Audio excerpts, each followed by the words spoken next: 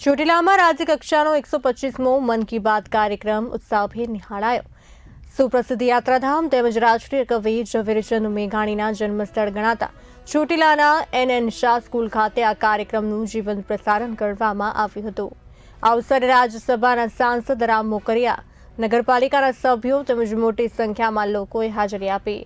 લોકોએ વડાપ્રધાન નરેન્દ્ર મોદીની કાર્યશૈલીને બિરદાવી હતી અને દેશને સર્વોચ્ચ શિખરે પહોંચાડવા તેમના અથાગ પ્રયત્નોની પ્રશંસા કરી હતી। કાર્યક્રમ દરમિયાન સ્પોર્ટ્સ અને આધ્યાત્મિક ક્ષેત્રે યુવાનોને પ્રોત્સાહિત કરતી વડાપ્રધાનની વાતોને લોકોએ ઉત્સાહપૂર્વક સાંભળી હતી।